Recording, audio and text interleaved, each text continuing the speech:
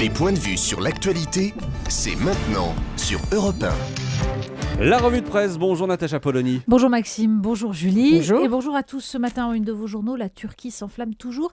Et l'on se souvient avec ironie du temps où certains voulaient y voir un pays en voie d'européanisation. Libération, la République de Taskim, l'humanité dans le chaudron de la place Taskim.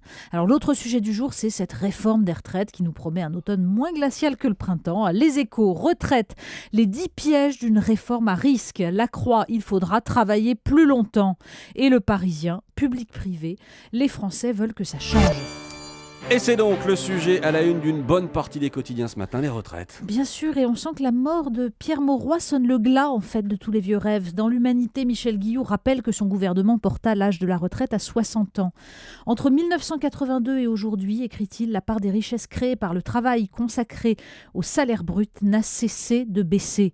Celle accaparée par les revenus financiers a quasi doublé, atteignant près de 310 milliards d'euros l'an passé. Donc pour Michel Guilloux, l'allongement de la durée de cotisation rendra la vie encore plus difficile à tous ceux que l'on sort du marché du travail vers 56 ou 57 ans et ceux à qui l'on en interdit l'entrée. Pour tous les autres éditorialistes, la question est surtout celle de l'égalité de traitement entre salariés du privé et du public. Et là, c'est le mot tabou qui revient le plus souvent avec l'expression dossier explosif. Les Français, nous dit Patrice Chabanet dans le journal de la Haute-Marne, ont cette particularité d'être favorables aux réformes à condition qu'elles ne coûtent rien et que, le cas échéant, elles soient à la charge du voisin.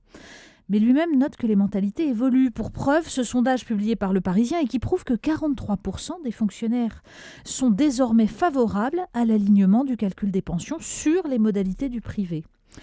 Pourtant, on comprend à lire les petits encadrés dans les Échos que ce sont en fait plutôt les régimes spéciaux, toujours pas abolis, qui créent les plus grandes disparités. Mais le journal précise qu'en termes politiques, de toute façon, la période est à haut risque. 2 salariés du privé sur 3 ont voté Hollande au second tour de la présidentielle.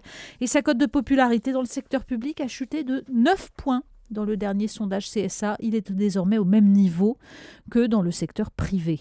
Alors en attendant, là comme ailleurs, il ne faut pas s'attendre à une mise à plat du genre retraite par points, alignant tous les régimes. Ça, ce sont les Échos qui nous le précisent aussi.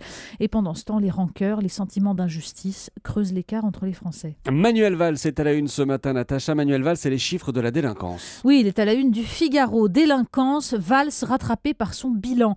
En cause, les chiffres que le ministère ne publie plus et qui montre que non seulement la délinquance augmente, mais que les interpellations et résolutions d'affaires sont en baisse dramatique dans certains domaines.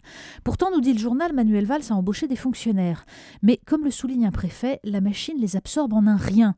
Le taux d'occupation de la voie publique, explique-t-il, est de 5,5%. Et pour avoir un agent 24 heures sur 24 dans la rue, il faut 7 postes de policiers. Pire, les chiffres mis au jour par notre confrère Jean-Marc Leclerc montrent que c'est la politique d'immigration qui pêche le plus. Dans l'agglomération parisienne, les constats d'infraction aux conditions générales d'entrée et de séjour des étrangers ont diminué de plus de 61% et même de 93% entre avril 2013, sur avril 2013 par rapport à avril 2012. Alors que les autres pays européens durcissent leur politique en la matière, la France serait donc, d'après le Figaro, très loin du discours de fermeté affiché par le ministre. Mais le plus problématique, nous dit le journal, ce serait l'articulation police-justice et le message envoyé aux délinquants par la ministre Christiane Taubira. Alors pour compléter l'éclairage justement sur cette question-là, il faut lire ce mois-ci le numéro du magazine Causeur intitulé « D'Outreau au mur des cons ». Qui jugera les juges ? Un entretien avec le sénateur PS André Vallini, spécialiste des questions de justice, un article sur le pouvoir des juges européens qui ont décidé en 1964 que leur décision prévalait sur le droit constitutionnel des pays de l'Union. On obtient avec tout ça un panorama de l'un des 3 piliers de la démocratie, le pouvoir judiciaire.